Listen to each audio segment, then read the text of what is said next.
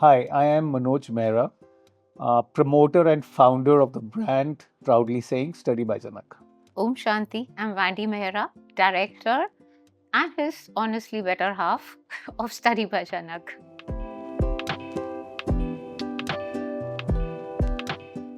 So journey actually started way back in 1986. So it was a very humble beginning out of I'm a dip side. So after the education, it was graduation, which wasn't completed honestly, but then went to Ripley Institute London for a stint on a pattern making course, which was also sponsored by my Masi, and went and stayed there. It was a very humble beginning. So started with a very small store in Karol Bagh of almost about 500 to 800 square feet of store. And why Study by Janak is a question because everybody asks that. I mean, it sounds like more like education brand or why that. So that's the first impression that comes in. So Janak basically is a family name, my grandmother's name. So my dad was into a hosiery business out of wholesale in Sadar Bazaar. So I mean, first he says that as long back as it goes, so it was like you inherit your father's business and help him out as soon as you graduate. So that old time thing was there. And then I went there for about 2 months, and I said, this is not my cup of tea. I'm never ever going to be there like that. So my grandmother came to my rescue. Out of her savings, we started this brand. So the brand coin was Study of Fashion by Janak. So Janak being my family name, grandmother's name. That's how the Yeah. brand. That's how the brand actually began. Honestly, from a small 400 square feet store, the vision and the direction was very clear from the beginning in my mind that I have to do a private label. So that's how, on a small with 2 employees, it started, and then mushroomed gradually, slowly to what we are as on today.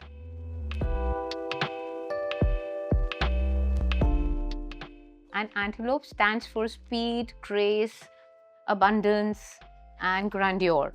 And honestly, over the years, Study by Janak has truly maintained that. We've been evolving with the speed, and yet we've kept up with the times. So the speed all is there, and we've maintained the inherent traditions and kept them alive. So that's why the antler we use for all our logos represents that.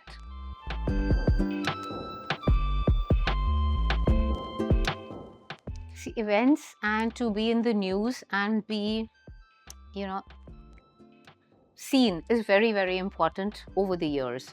And the kind of collaborative events which we've primarily done to be able to present our brand in a more unique and innovative way to all the audience and our clients.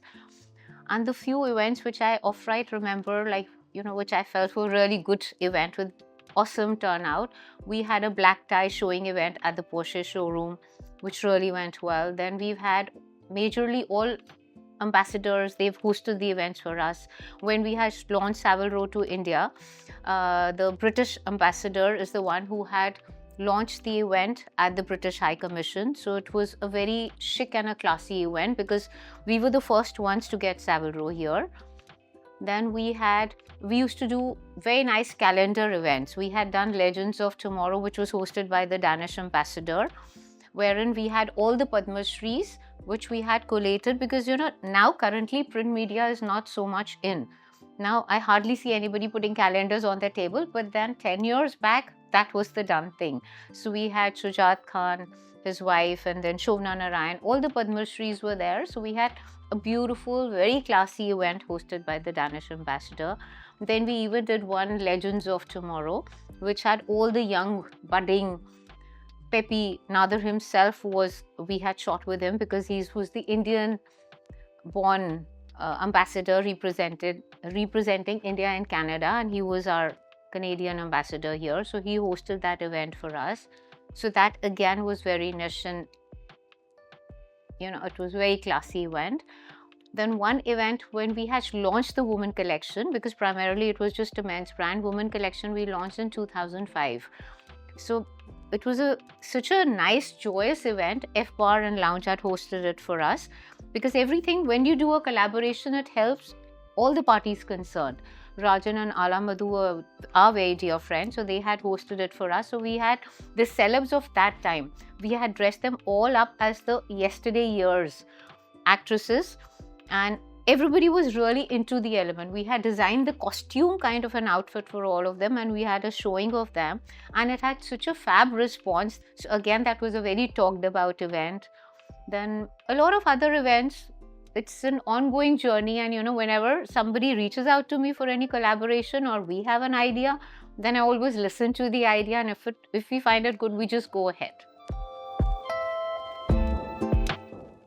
I would say the men's fashion has dramatically changed over the years.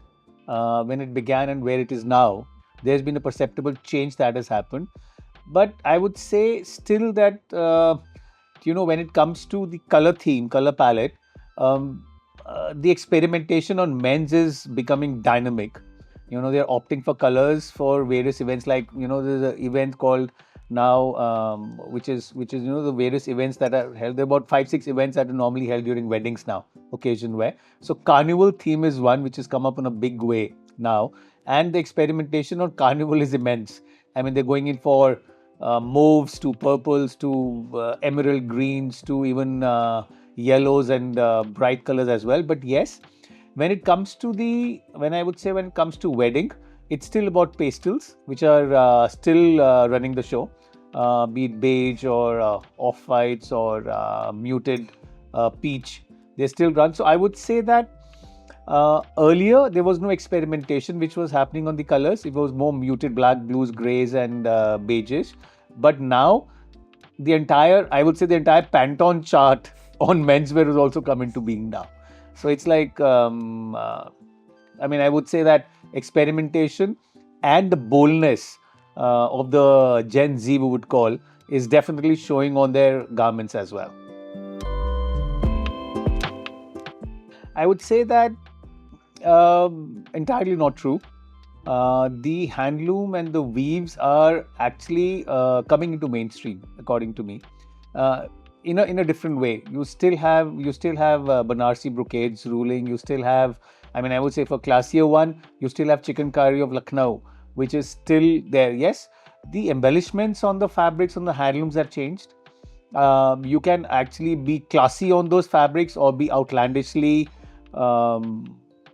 creative and do whatever and add on the glitter on them, but depends on what exactly is your line of thought on the fabrics that you're working with. The jamawars, if you say the Kashmiri line of the jamawars or the look of the feel of the light wool fabrics, I still love them. I do every year I take out a line on those fabrics because they are inspiration for me. So I would say that it's become more dynamic. The fabrics, the handloom is still ruling. If you say that you go towards the Gujarat side, and the inspiration on the mirror work has actually risen from there. So the designers who are actually doing a lot of mirror works actually was born out of the traditional textile trade of Gujarat. So they're still ruling the color palette, everything. Yes, it depends now what kind of a line or what kind of inspiration you're drawing from, and what kind of line the designer or the brand is creating for that. It's the traditional concepts and fabrics are still alive and they're very much there, but only the treatment is contemporary and relevant to the current times, which somewhere is very important, to be rooted in traditions and yet have something ready which the present day current client wants. I was blessed enough that when I joined work, it was already such a well-established brand, thanks to all the hard work and the effort over the years which my husband's already put in. And when I had joined in 2003, when I joined work full-time, that's when I was also handling the menswear only. But gradually, whenever I was on the floor, whatever I was wearing was intriguing, and the client started asking me that, what you're wearing, why can't you do the same thing for us? That's what led me into the foray of the women's wear. I started with just a small section in the basement wherein I had just the corporate wear and the club wear, things which I wasn't able to get from anywhere outside, enough variety to suit my taste. So I started with that line. And I guess my women's wear has grown more with what my clients kept asking for. So after that, it gradually went into the smaller occasion wear. And today, by God's blessings, it's a nice 8,000 square feet, wherein we're doing from the everyday preth to the corporate for the women by appointment to the bridal. So we've covered the entire range and reached a long way. I mean, when we started, so if I say about that decade of 1990 to 2000, when I got married, way back in 1986, if my date is correct. I mean, that's been a long time. I think it is. So, I myself wore a plain bangala off-white. There was nothing in place that had that sherwanis that you have to wear this for the wedding or this for the mehndi or this for the haldi. And the marriages were of course simpler those days, but as the fashion evolved, I can say proudly we were the ones actually to introduce the men's ethnic wear kind of occasion driven wedding wear, occasion driven reception and cocktail wear, all of that. And then it started coming into a mainstream fashion line, and it has since then it has evolved so much. The experimentation, the new design sense, it was unheard for a men to that time it was unheard by men to carry on embroidered garments. And these days you see, like, it's become part of the wardrobe. It's only that the ones who are getting married are wearing embroidered garments or wearing heavy silhouettes or change of silhouettes and change of this. I think the whole mainstream has got into Indian wear, which is very nice because that's a heritage, that's a culture. Earlier, you see the pictures of earlier Maharajas way back when the Nawabs and Maharajas were ruling the roost. They used to wear that ornate clothes, and it was said that this is meant only for the elite royalty. So royalties come into commonality now. So everyone's dressing like royals, at least on the weddings and on the occasion. And it's not only that the grooms are wearing that or the clothes. I think it has gone for a sea change, which is amazing for the industry. Where the main wedding is concerned, I feel red is still the color which rules. Red, or these days a deep fuchsia pink. That is a very attractive color which enhances the bride. Last year the current was totally on ivories, and a lot of ivory outfits were, because nothing looks more classical, but ivory was really ruling. Now again the brides want red, and then red with tonal embroideries with a hint of glitter and a gold are really doing well. Carnival theme, of course, is one of the main functions these days. It's currently really taken on. So for that, it's more florals, more flamboyant, more something edgy, which is generally chosen. Then for after parties, a classical, contemporary, structured, black monochromatic outfit is there. And though everything has become tonal and more, rather than it's become more tonal and elegant, but then of course a little bling, and that is something which a bride wants. Because initially, remember, the families were huge, everybody had a lot of children, but now everybody has a precious one or two child only. So each occasion, everything is really special, and they want their bride to really stand out, that when she makes an entry, she's seen by everybody. So nothing can enhance that as much as bling does. And people have all kind of taste, from people wanting the barik single tar embroidery to something which is evident and in the face. So we have to be ready with the collection to please everybody. We've just opened one 6,000 square feet store in Ludhiana, a very boutique kind of store, with of course all Indian and men's Indian wear, Western wear, preth, as well as customized tailoring that we specialize in. And going ahead, my vision for the brand is to increase the reach on a brick-and-mortar model, of course, and of course on digitally as well, where we are strong now. And going ahead, we want to cover the reach and be on major A and B cities. We've just signed Jaipur, we've just signed Dehradun, Golf course store, flagship store also is just coming up now, another 2 months. For those about 10 years, focus was, of course, the brand focus has never been lost, but there were other verticals that we were working upon. But now the brand focus is completely, my vision focus has completely gone into SBJ for the expansion model, and we want to create that boutique stores where, what is happening is that the awareness that the fashion has become so much aware to the consumers across board India. We were not saying that only metropolitan cities are the ones who are fashion conscious. We're getting clients from Jamshedpur from Roorkee to Jamshedpur to Ranchi, from everywhere. So it's like now we want to be there where the consumers Easily are accessible. accessible to us. There have been challenges all through the career. I say that, no business can be free of challenges. The earlier from when I started was really small. 86, the growth was coming on a very slow pace. Like we did first expanded the store that we were already in slowly in about 2 years and 3 years and 5 years with the same location. Then the second location came was Greater Kailash, then came South Extension, but it was built slowly.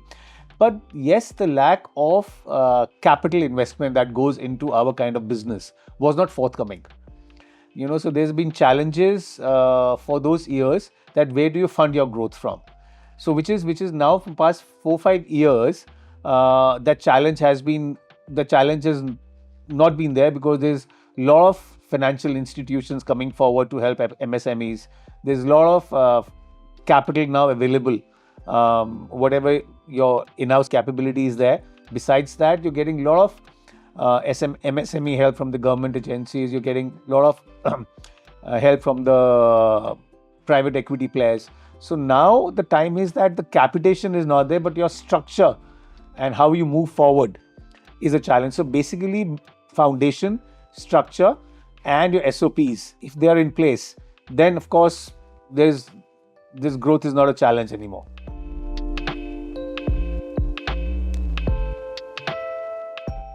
I think currently one needs to be available in both, because unless you're there digitally, the awareness is not there, because everybody you see is on their mobile checking the instas and checking the ads which are popping up.